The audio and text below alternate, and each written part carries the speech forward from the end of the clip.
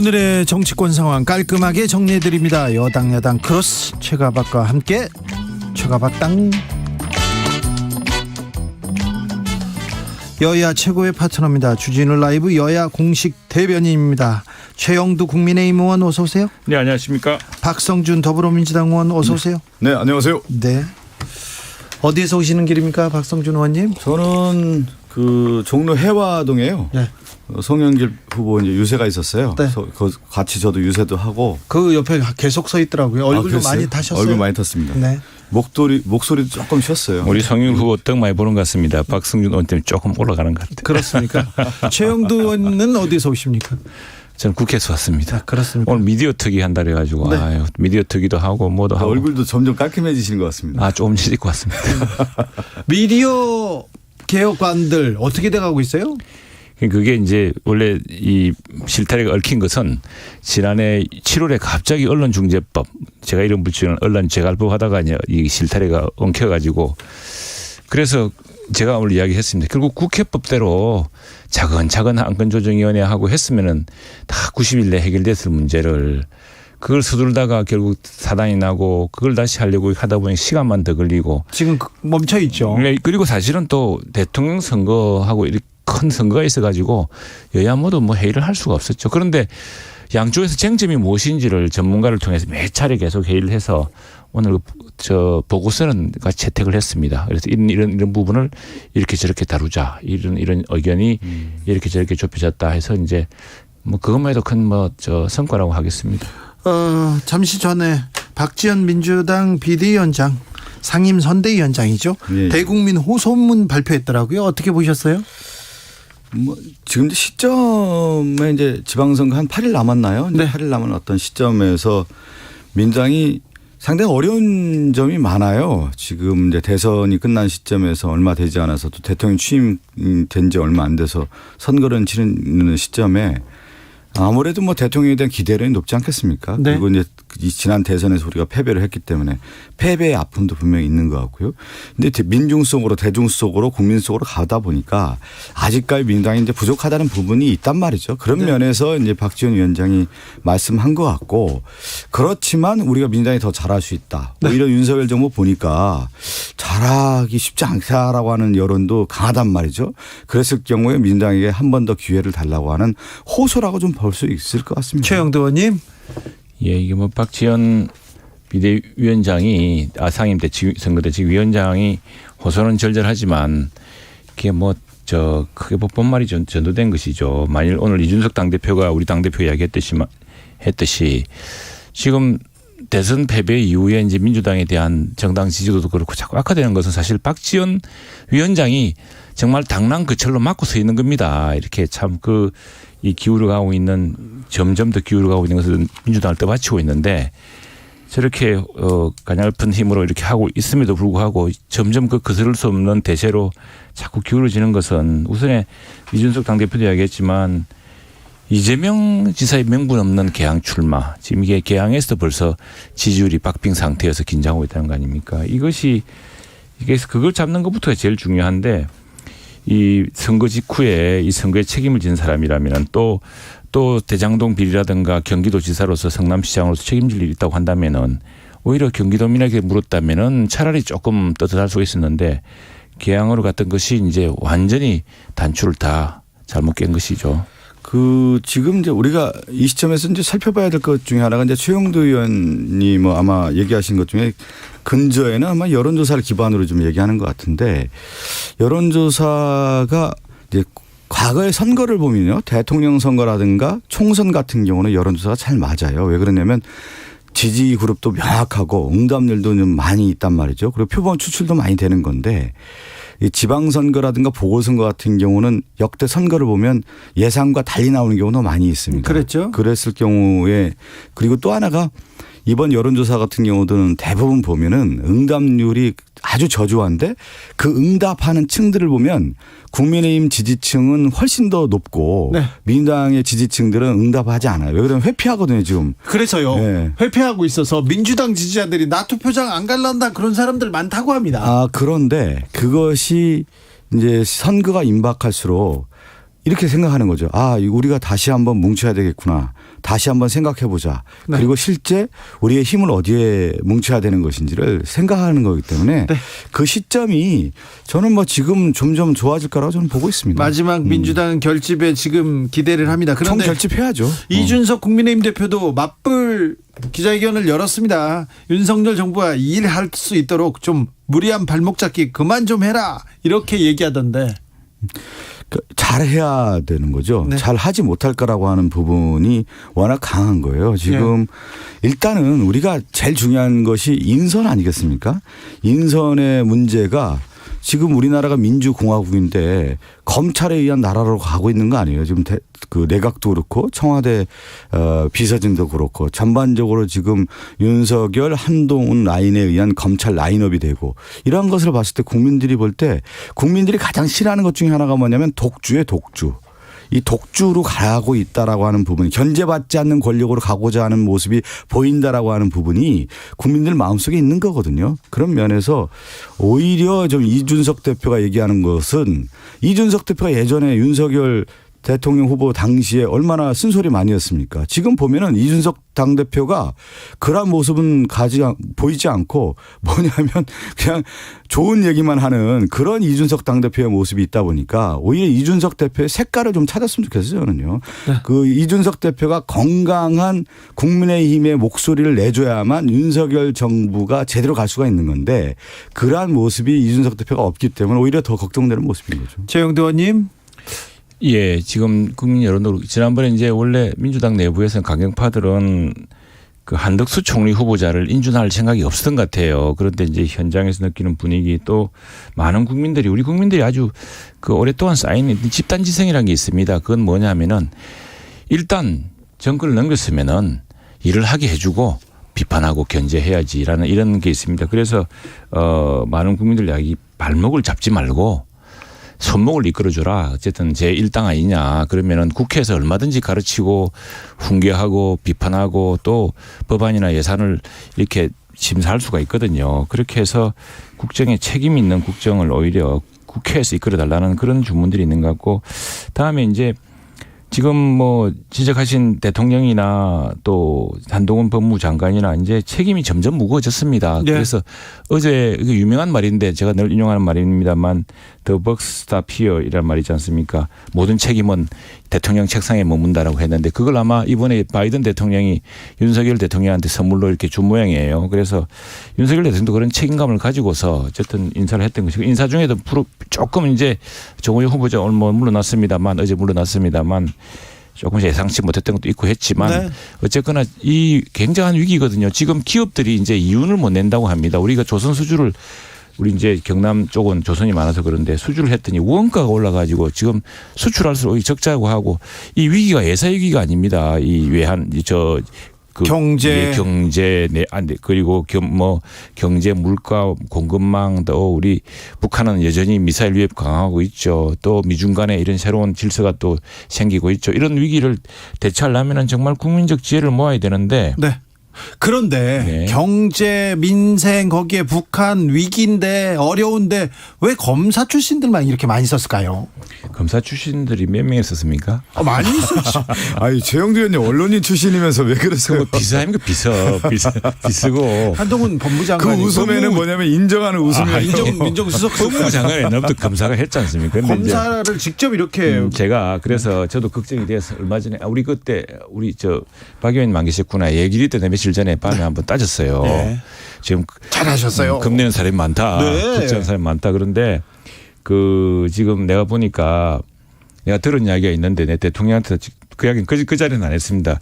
우리 새로운 장관은 이 기존의 법무장관과 달리 네. 한동훈 장관요. 지금 뭐 지적재산권이라든가 또 대중소기업의 이런 그 여러 가지 얽힌 문제라든가 또 스타트업이 이렇게 납품했다가 재산권을 이런 어떤 공정 경쟁 질서를 통해서 우리 경제 생태계를 더 건강하게 만드는 그런 법제를 도입하고 또 한미 간에 미국계 특히 이런 법제가 발전해 있습니다. 그런 협력도 하고 했더니 한 장관 이야기가 저는 검찰 이전처럼 검찰을 위주로 법무 행정을 할 생각이 전혀 없습니다. 그렇게 이야기해요. 그러면서 내가 이야기했던 선진법제, 이 선진법제란 말은 본인 취임사도 있습니다.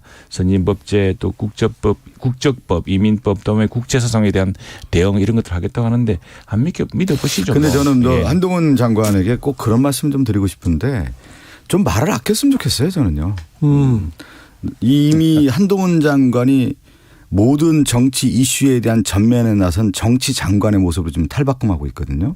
그래서 야당 의원들의 어떤 질문도 그렇고 여러 이제 언론에 대한 질문도 있다고 하면은 전선을 펴면 안 돼요. 장관이 이미 정치 전선의 장관이 되고 있는 모습이기 때문에 한동훈 장관이 그런 모습으로 나오니까 오히려 윤석열 대통령에게 부담을 지을 수 있는 겁니다. 그게 검찰 직하체제라고 하는 것이 이미 이미지가 더 씌워지고 그 프레임에 벗어나기 어려운 건데 이미 한동훈 장관이 이미 모든 자리에 나와서 정치 이슈에 대해서 자기의 견해를 밝히면서 그러한 모습이 정치 장관으로서의 이미 이제 가고 있는 모습이다.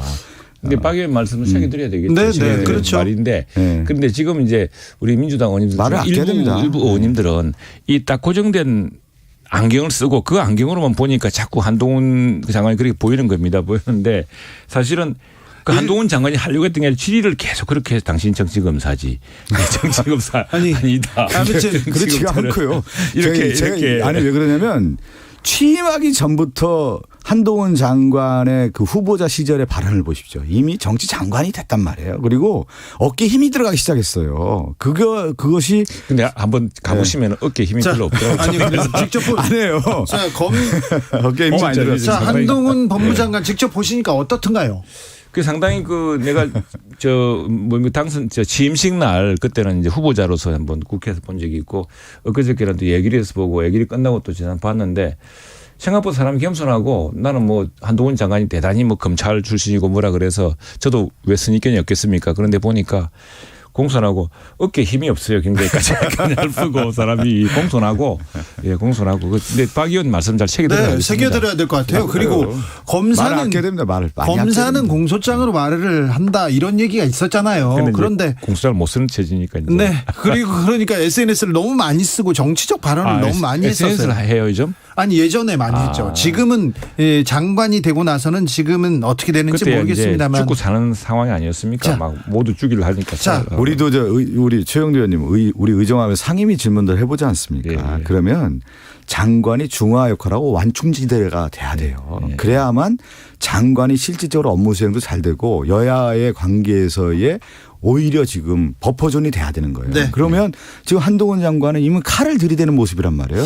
그런 모습이 그렇게 좋지 않다. 자, 최영 의원님이 얘기해 주세요. 예. 민정수석하고 법무부 장관하고 서로 좀 견제하고 균형을 또 하면서 어디에서 또 나가면 좀 뭐 제재하기도 하고 이런 기능이 있었는데 이제 민정수석실이 그렇죠. 사라지고 한동훈 법무부 장관이 인사검증까지 자기가 그 권한을 갖습니다.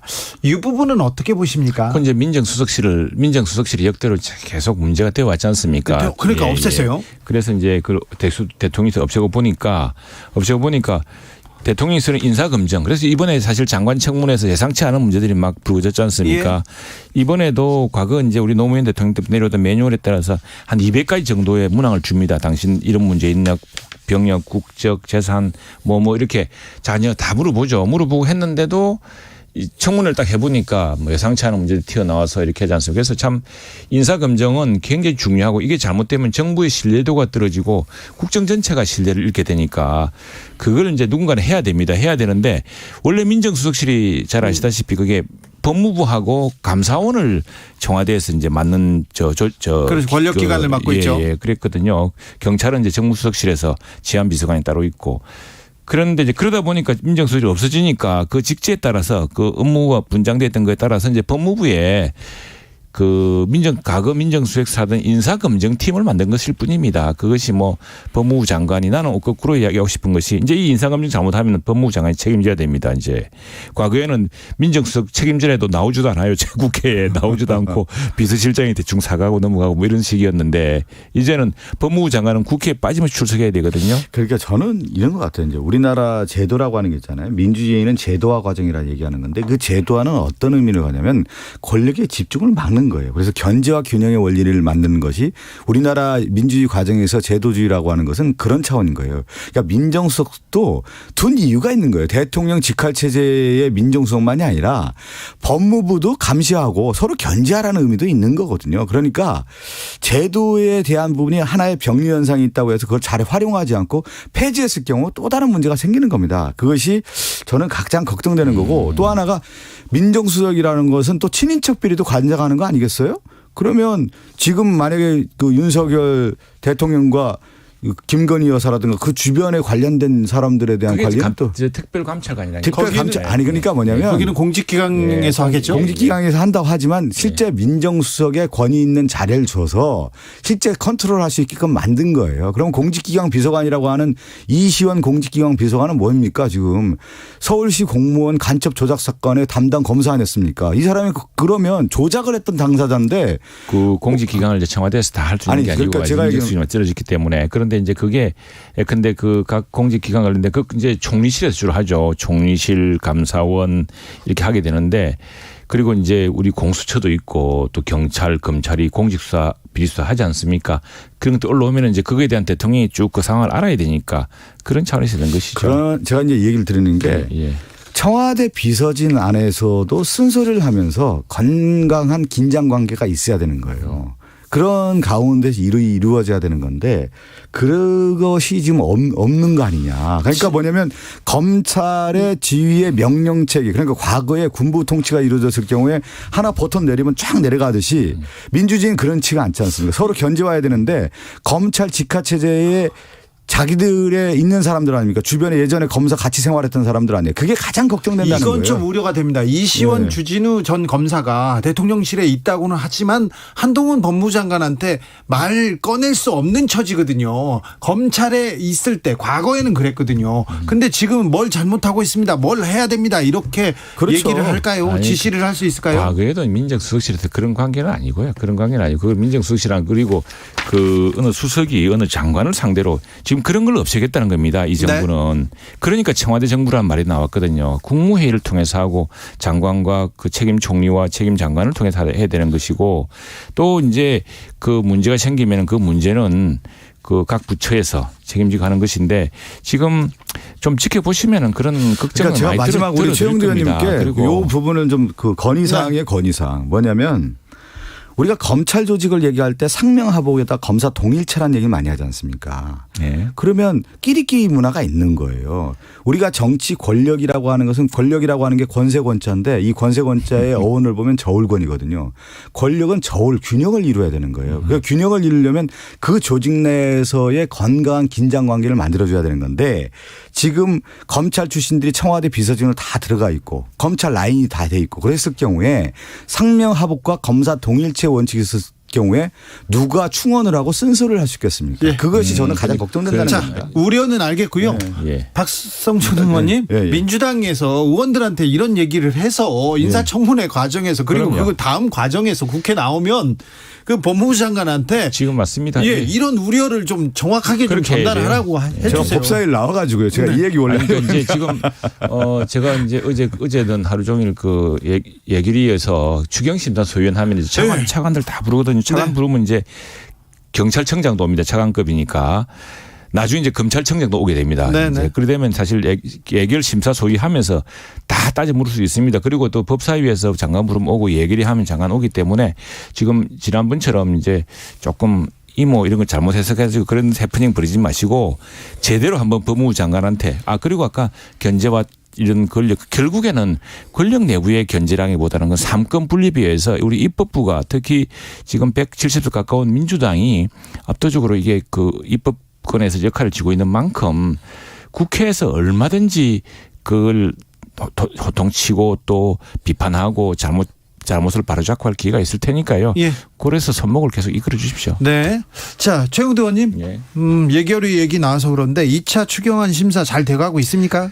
예, 추경안 심사 정말 정부가 힘겹게 이번에 추경안의 특징은 뭐냐면은 국가 부채를 한 푼도 안 일으켰습니다. 왜냐하면 이제 부채율이 너무 높아서 이번에 지금 국제신용평가기구 그러니까 우리 잘 아는 무디스 S&P가 지난 4월부터 우리 신용등급 평가를 위해서 조사를 하고 있습니다. 1월 달에 피치가 했죠. 그런데 피치가 너무 재정 상황이 악화되고 있다. 그 부채 속도 증가 속도가 빠르다. IMF도 실제 그런 지적을 했습니다. 그래서 그것 때문에 이번에 오히려 추경을 짜면서도 그 국가 부채 비율을 50% 넘었던 거를 49.7%로 낮춥니다. 낮추면서도 정부가 지출 조정을 했어요. 그러니까 이 정부 공무원들이 지금 죽을 지경입니다.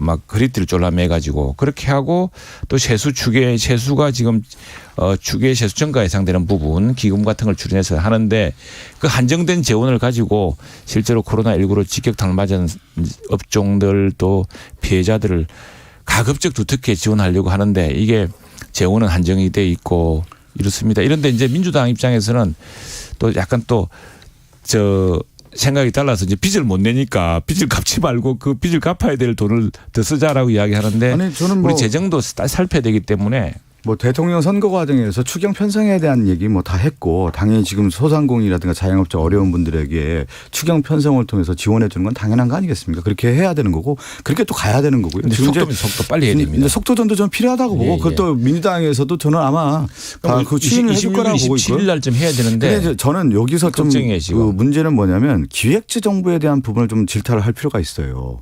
뭐냐면 추경호 장관이 기획재정위의 위원을 할 때 재정 건전성 얘기하고 세수에 대한 걱정들을 되게 많이 했습니다. 그런데 막상 열어놔 보니까 지금 53조 초과 세수가 거친다는 거 아니겠어요?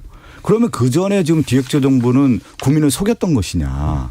만약에 그랬을 경우에는 추경호 장관이 추상과 같이 기획재정부의 이 초과 세수에 관련된 집행했던 분들에 대해서는 확실하게 저는 조사를 해서 잘못된 부분이 있다고 하면은 징계를 해야 된다고 봅니다. 네. 왜 그러면 재정 건전성에 유예가 요소가 있다라고 해서 그렇게까지 얘기를 했는데 알고 봤더니 초과 세수가 이렇게 어마어마하다는 거 아니겠어요? 그런데 그 초과 세수를 따져 보면은 그 법인세 또 법인세 그러니까 결국 기업이 우리나라를 이끌고 가는 겁니다. 국가는 부채를 펑펑 내어서 이렇게 했는데 기업이 예상외로 이제 상황이 좋아서 법인세를 많이 내고 또 법인세 우리가 이제 돈 많이 번 사람들 막 좀 질시하고 비난하지만 그분들 또 소득세도 또 많이 냅니다. 그래가지고 그것 하고 또 또 집값이 그동안 꾸준히 올라가지고 그것도 있고 이랬던 것 같은데 네. 이 세수라는 거는 추계를 이제 좀 보수적으로 할 수밖에 없는 것이 안 들어온 건데 미리 들어온다고 미리부터 개정을 확 잡아 나오면 정말 나중에 외상이 되거든요. 아니, 얼마 전까지 추가 경전 예산 또 편성한 다음 나라 파탄 나고 예산 막 어렵다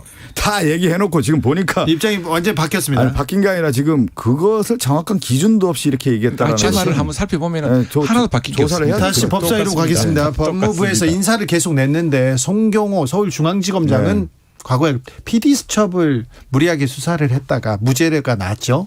그분이 중앙지검장이 됐고요. 중앙지검 4차장은 성폭행 피해자가 있어요. 여자 사진을 무단으로 이렇게 조회했다가 징계받았던 고영권 검사가 그렇게 갔습니다. 법사위에서 이런 문제도 좀 따져주셨으면 하는 생각도 드는데 저는 법사위는 아닌데 이런 문제는 계속 불거져 나올 거고요. 자, 명확하게 얘기를 해야죠. 법사위원장은 어떻게 된답니까? 법사위원장 같은 경우는 이제 또 상황이 달라진 거죠. 뭐 달라져요. 말이 바뀌어요. 이렇게 야당에서 그동안 얘기했잖아요. 무슨 아니 항상 법사위는 아니 여당을 견제하기 위해서 야당이 지금 야당이 법사위원장 해야 된다라고 얘기를 그동안에 국민의힘에서 계속 주장해 오지 않았습니까? 그거는 1당과 2당 그 두 가지 기준이 있는 겁니다. 제1당 제2당이 그러니까 국회의장이 이제 다수당에서 가져가면은 그 논리는 아니었죠. 아니 그 논리였어요. 아니 그렇기 항상 때문에 야당이 하죠. 그렇기 때문에 왜냐하면 우리가 언젠가 한번 노무현 대통령 초기에 우리가 다수당에서 그래서 네.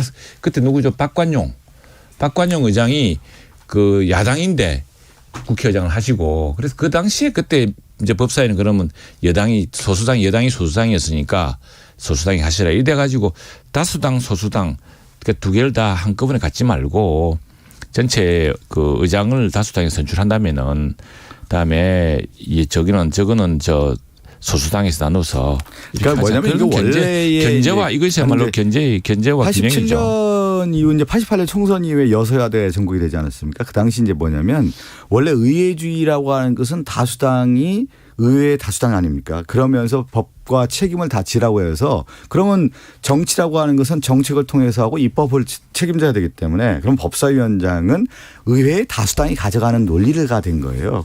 아니 그런 논리가 아니라니까. 아니 그런 논리가 되는 겁니다. 다수당이 예. 아니 이번에 그랬죠. 아니 우리가 170석 넘었으니까 기존의 룰은 박이야. 이런 지금까지 그게 아닙니다. 170석 얻은 적은 없어. 그래서 원래 다 이제 의회 다수가 됐기 때문에 법사위원장을 그 88년 총선 이후에 이제 가져오게 된 거죠. 자, 예. 국회의장은 5선 김진표 의원이 선출됐네요. 예. 네, 어떻게 보십니까? 근데 오늘 아쉬운 점이 저 오늘 뭐 우상호, 조정식 의원 또 이상민 의원 참 다 좋아하는 분들만 다 존경받을 만한 분들만 출마를 했어요. 아, 우리도 좀 같이 뽑게 해주면 안 됩니까? 왜 원래 국회법에 따르면 국회의장은 국회 본회의에서 뽑게 되어 있습니다. 네. 300명 모여가지고 이런 기회에 한번 국회도 한번 반성하고. 근데 언제부턴가 다수당이 하게 돼. 그럼 우리는 어떻게 하느냐? 국회 다수당이 국회의장과 법사위원장을 해서 책임을 지는 겁니다. 아니 원래. 무슨 그런 궤변이 있습니까? 말이 그때 따르면 말의 그 아니 지난번에 저 그 논리 했잖아요. 민주당 말이 달라졌어요. 아니 달라진 거 아닙니다. 말이 달라졌죠. 그건 달라지지 않았습니다. 국민들이 다 알고 있습니다. 알고 있고 저 그런 의혹이 차고 넘칩니다. 국회의장은 이제 선수하고 나이로 이제 그 동안의 전통적인 과정이 있었죠. 그래서 다선 의원이고 나이가 많았을 경우에 이제 국회의장이 이제 그 이어지는 것인데 우리 당도 이제 아마 그런 차원에서 그런 면에서 이례적이었어요. 왜냐하면 보통 이제 그렇게 되는데 선수 높고 연장자를 하는데 이번에 그냥 4명이나 붙어서 좋은 현상을 생각을 합니다. 왜냐하면은 국회의장이라고 꼭 5선, 6선 뭐 이렇게 할 수 있습니까? 맞아요. 지금 독일 같은 경우는 그 국회의장 2년씩 하는 문제라고 보면 잘하면 계속하게 해줘야죠. 그리고 국회의장을 내가 왜 그러냐면 이런 선거가 없습니다. 지금 민주당이 뽑아놓으면요. 우리 이제 며칠 뒤에 국회의장 뽑을 때 우리는 찬반 투표만 해요. 네. 아, 우리는 왜 그 김진표, 물론 김진표 의장 후보자 좋아하지만 우상호 의원도 참 내 보니까 어떨까 싶고 아니, 조정식 의원도 좋고 이상민 의원도 좋은데 저보고는 왜 고민할 기회를 안 주고 아니, 국민의힘이 전신일 때 다수당일 때 또 다 그렇게 하셨잖아요. 그랬는데 바뀐 게 뭐냐면 우리는 주장할 수 있습니다. 우리가 국회 선진화법을 이제 하면서 실제로 그 국회 선진화법은 다수당한테 불리한 건데 우리가 받아들인 거 아닙니까? 예. 그래가지고 실시해서 사실 지금은 나는 우리가 다수당이더라도 국회의장은 이제 국회 본회의에서 뽑자 이렇게 하고 싶어요. 네, 선수와 방법이네. 선수와 연장전 이렇게 연장자 이렇게 했는데 지금 이번에 경선을 한 걸 보면은 다음 국회의장 같은 경우는 실제 요거 그렇죠. 룰이 안 지켜질 확률이 높아요. 파란이 이럴 수도 있습니다. 다음부터는 좀 그럴 가능성이 있습니다. 걱정이 뭐냐면은 이게 민주당 내에서 뽑으니까 나중에 이게 너무 한 다수당의 강경파의 어떤 돌격대처럼 의장을 사용하려는 경향이 있습니다. 그래서 충성 맹세를 요구하고 이러는 것이 그렇진 않습니다. 국회를 굉장히 파행화시켜요. 그게 걱정입니다. 앞으로. 강기호님께서 법사위 서로 욕심내지 말고 법사위 권한을 내려놓는 건 어떨까요? 그런 방법도 있습니다. 그런 방법도 있는데 국회의원들이 권한 내려놓는다는 일을 보셨어요. 그거 쉽지 않습니다. 국민들이 더 이렇게 관심을 갖고 이렇게 잘한다 잘못한다 계속 얘기해줘야 국회의원들이 좀 더 열심히 뜁니다. 지금도 열심히 뛰는 분들 있습니다. 아무튼 정부 출범하고 인사청문회가 가장 큰 변수였는데 인사청문회 시즌은 정부 여당 입장에서는 지금 큰 어려움 없이 끝나갑니다. 네, 그렇습니다. 뒤에서 이제 발목을 잡아보니 별 소용이 없더라는 걸 깨달으셨을 테니까 이제 좀 손목을 잘 이끌어 주십시오. 인사청문회 정국은 이제 한덕수 총리 인준과 더불어서 이제 끝났다고 보고요. 지금 이제 본격적으로 이제 지방선거 전국으로 넘어갔다고 봐야 되겠죠. 정호영 후보는 사퇴하면서 좀 억울해 이렇게 한동훈도 있는데 비슷한데 나만 가지고 그래 그런 얘기를 그 주변에서는 부당하다고 얘기해야 되는데 부당하지는 않죠. 부당하지 않았습니다. 아니 정호영 장관 후보자는 자신의 그런 그 사퇴에 대한 부당하다고 얘기를 폈는데 국민이 봤을 때 부당하지는 않아요. 그래서 정말 인사검증 단계에서 철저하게 해서 그런 문제 이제 사실은 모든 그 경우의 수를 다 봤잖아요 우리가 좀 철저히 검증했으면 좋겠습니다. 그래서 아예 이런 큰 망신이라든가 개인적으로도 망신이고 우사 아니겠습니까? 그리고 또 하나는 국가적으로 신뢰가 떨어져 신뢰가. 최가박당 최영두 박성준 두 분 감사합니다. 네, 감사합니다. 고맙습니다.